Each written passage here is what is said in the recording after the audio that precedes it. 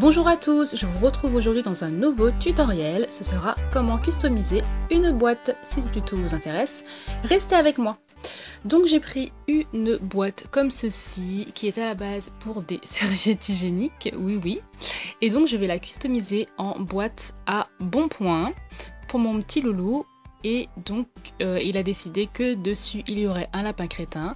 Il l'a choisi lui-même, donc je commence tout de suite. Donc là, je suis en train de créer la tête. Donc pour cela, j'ai pris de la pâte Fimo blanche que je n'ai pas mélangée avec de la pâte transparente. Je l'ai juste laissée comme ça, pardon. Je parle un petit peu vite, du coup, je bafouille.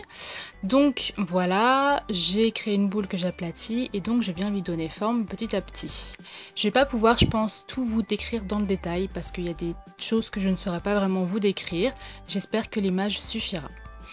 Ensuite, je prends toujours de la pâte Fimo blanche et cette fois-ci, je viens créer les oreilles. Donc, j'ai créé un boudin que je viens aplatir et ensuite, je le place. Donc, pour l'instant, je fais quelque chose de grossier et ensuite, je vais venir affiner le tout pour que ça fasse un petit peu plus joli. Donc, ensuite, je viens couper l'oreille comme je veux. Donc, pour l'instant, comme c'est pas cuit, c'est de la pâte. Ce qui est bien, c'est qu'on peut toujours rattraper. Voilà. Faut pas vouloir faire directement l'oreille de la bonne taille ou un autre élément de la bonne taille. C'est toujours rattrapable. Donc j'ai passé la vidéo en accéléré parce que c'est une vidéo qui était très longue. Faire des personnages comme ça, c'est assez long. Donc j'étais vraiment obligée de la passer en accéléré. Je suis désolée, j'espère que ce sera à peu près compréhensible. Donc maintenant, je viens faire la deuxième oreille.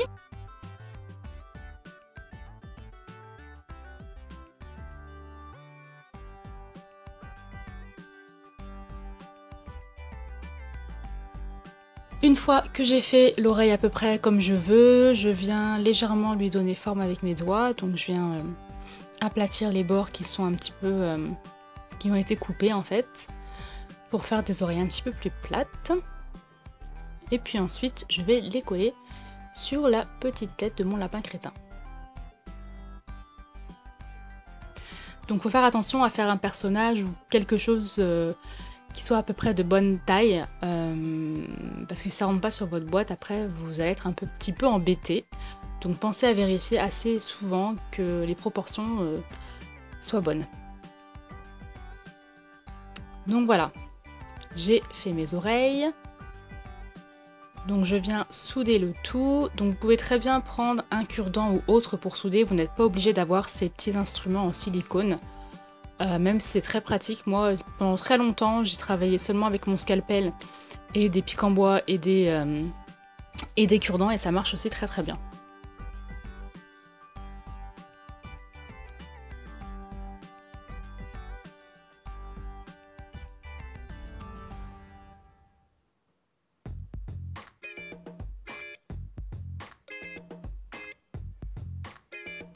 Ensuite, je vais venir faire tout ce qui est rose clair, donc l'intérieur des oreilles, le tour de la bouche, etc. Donc je viens couper une forme à peu près de la taille que je souhaite, donc pour faire l'intérieur des oreilles. Donc c'est un rose qui est très clair, donc j'ai simplement mélangé un tout petit peu de rouge avec une grosse quantité de blanc.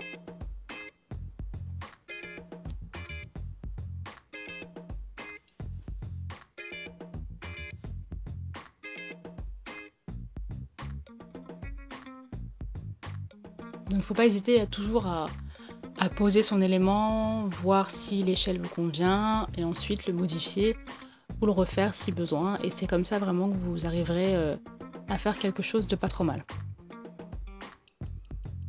Et surtout de la patience, beaucoup de patience.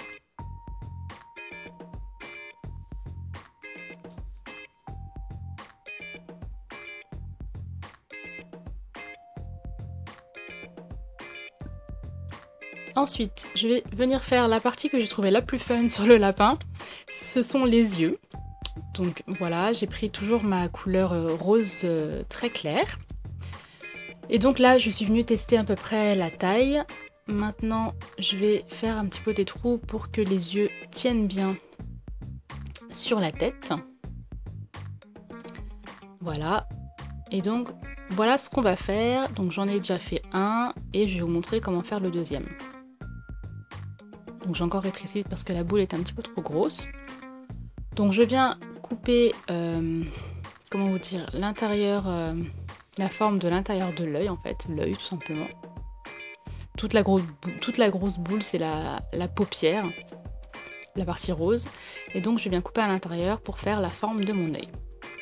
Donc les deux yeux n'ont pas forcément la même forme, c'est normal. Il a un petit peu les yeux tordus sur la photo que j'ai pris, c'est fait exprès en fait. Donc une fois que j'ai coupé la forme que je veux, je viens enlever l'excédent avec mon scalpel.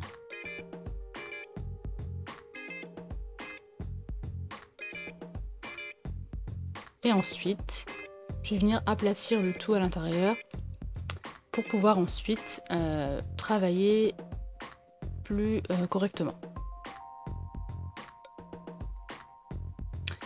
Ensuite, je suis venue prendre de la pâte blanche, donc j'ai coupé la forme de l'œil approximative et je suis venue placer ça à l'intérieur donc de l'œil et je viens souder le tout. Donc ça on peut très bien le faire avec un cure-dent. On me demande tout le temps où est-ce que j'achète mes petits trucs en silicone. Franchement je sais plus du tout. Je crois que c'est sur Perle Création. Il me semble, c'est un site où j'achète pas mal, mais honnêtement je suis plus sûre. Allez vérifier ou mettez outils en silicone pour Fimo ou pour sculpture et vous trouverez facilement sur Google. Donc ensuite je vais faire la pupille. Donc elle est bleue, voilà, donc j'ai coupé un rond en deux. L'iris, pardon, par la pupille. Et ensuite je viens faire la pupille, qui est aussi toute petite, donc en noir.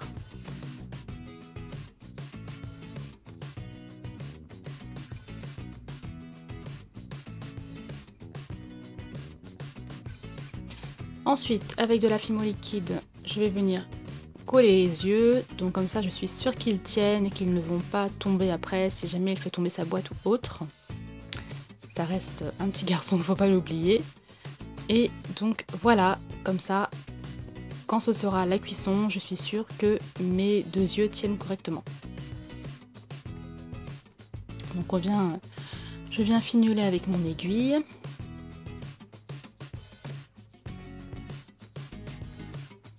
Et maintenant, je vais venir couper la forme approximative de la bouche. Donc pour cela, je prends toujours mon scalpel. Je viens couper approximativement donc la forme.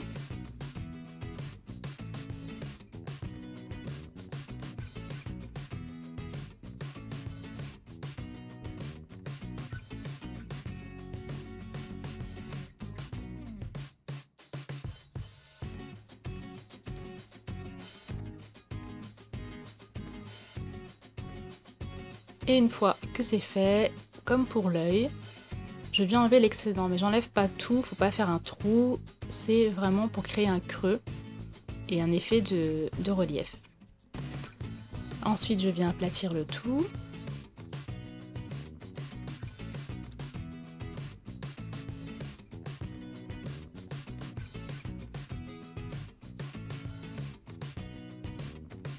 Et je vais venir colorer avec du pastel rouge l'intérieur de la bouche. Donc après ça fait pas mal de petites saletés, donc vous pouvez très bien mettre de la peinture aussi, ça marche très bien.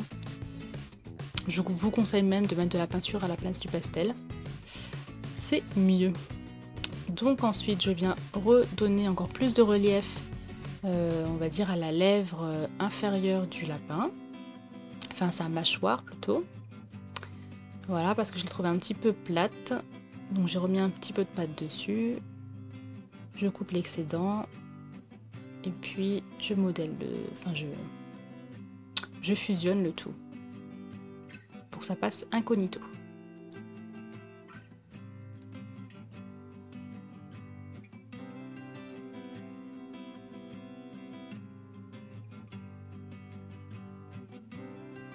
Ensuite, je vais faire les dents. Donc, ce qui est marrant, c'est que la première fois que j'ai fait un personnage, c'était Olaf et il avait une grosse dent du même style, donc ça m'a vraiment fait penser à ça pendant que je le faisais, je trouvais ça rigolo. Donc je viens former mes deux dents, je viens les arrondir sur les côtés, et ensuite je viens les placer.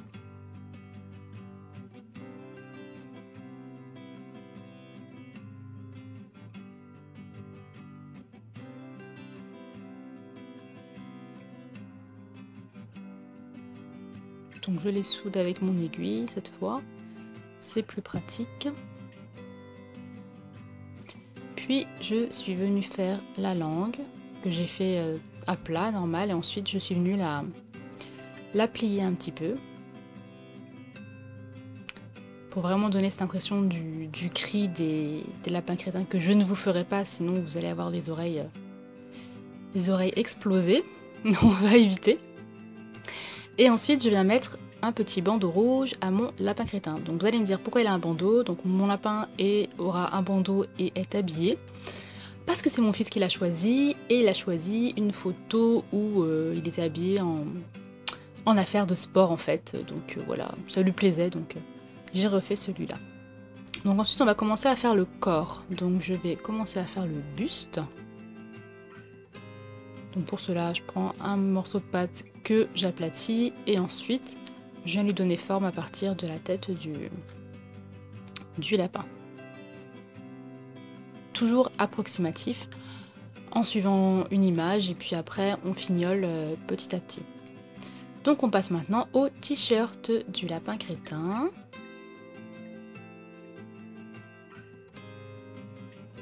Donc voilà, je coupe l'excédent. Pour pas que ça fasse bizarre. Hop, et je viens coller comme un puzzle mon buste à l'intérieur. Maintenant, je vais donner forme à mon t-shirt. Donc c'est la partie que j'ai le plus repris quand j'ai fait le lapin, parce que pour que ce soit vraiment à peu près proportionnel, c'était pas très simple.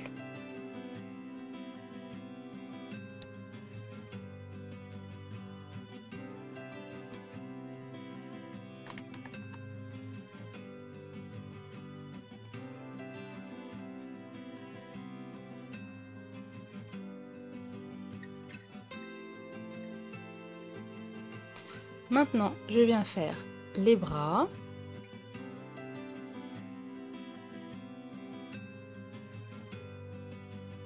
Qui, vous le verrez par la suite, était trop long, donc j'ai dû raccourcir.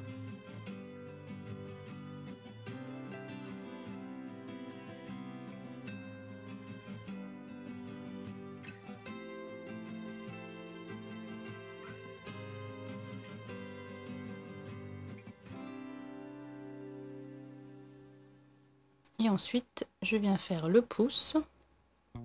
Donc il y a quelques éléments qui sont en 3D et d'autres qui ne le sont pas. C'est volontaire en fait, c'était pour faire un petit effet. Et je trouve ça assez sympa, j'aime bien faire ce genre de personnage pas totalement en 3D. Ensuite, donc je viens faire la main.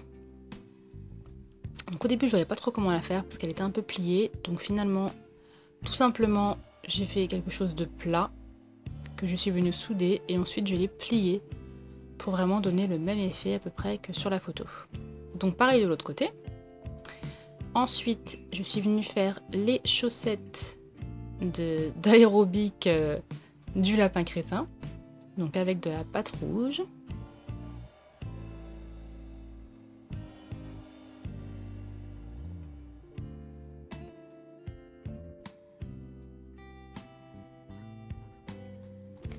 Et ensuite, je viens donner forme donc à ma chaussette.